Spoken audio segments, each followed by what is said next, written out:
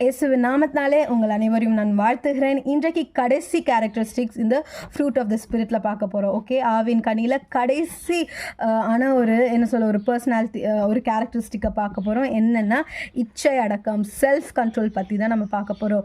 இச்சைனா வெறும் இந்த லஸ்ட் மட்டும் கிடையாதுங்க. Lost for anything. ஓகே, நமக்குள்ளே நிறைய ஆசைகள், நிறைய டெம்டேஷன்ஸ்லாம் வரும்ல, இதெல்லாம் நம்ம எப்படி அடக்கி கொள்ளணும், இதெல்லாம் நம்ம எப்படி நம்மளை டெம்ப் பண்ண விடாமல் எப்படி நம்ம அதை என்டியோர் பண்ணோம், அதை எப்படி நம்ம ரெசிஸ்ட் பண்ணோன்றது தான். ஓகே, ஃபார் எக்ஸாம்பிள் நம்ம ஃபாஸ்டிங்கில் இருக்கும்போது கூட சில டைம் டெம்ட் ஆகும். அப்போ வந்து நம்ம ஜெபிப்போம், ஏசப்பா நான் டெம்ட் ஆகாதபடிக்கு பார்த்துக்கோங்க, எனக்கு பிடிச்சது என் கண் முன்னாடியே வந்து நின்னாலும் நான் அதுக்கு நான் விட்டு கொடுக்காதபடிக்கு பார்த்துக்கோங்க, அப்போல்லாம் நம்ம கேட்போம்ல.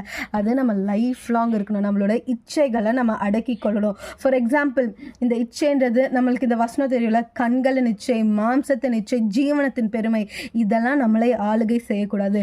we should master all of this. Okay, நம்மளை மாஸ்டர் பண்ணணும். we should master ourselves. ஓகேவா, which means அது நம்மளோட சுயத்தில் முடியாது.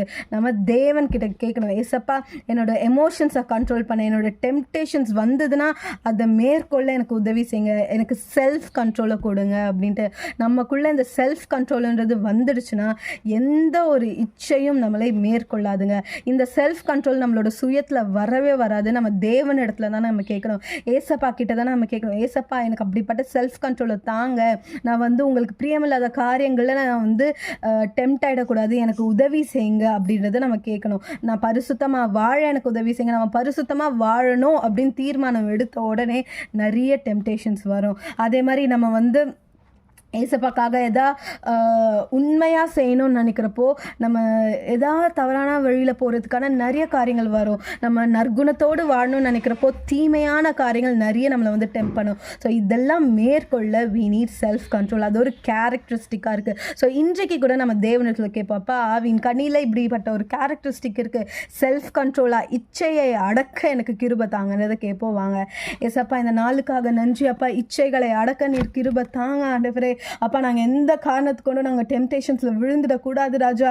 அப்பா, even if we are tempted, help us to overcome Lord. எல்லாத்தையும் உங்கள் பாதப்படியில் நாங்கள் வைத்துட்டோம். இயேசுவின் நாமத்தினால் ஜெபிக்கிறேன் ஜீவனில் நல்ல பிதாவே, ஆமீன் ஆமீன். God bless you. Have a great day.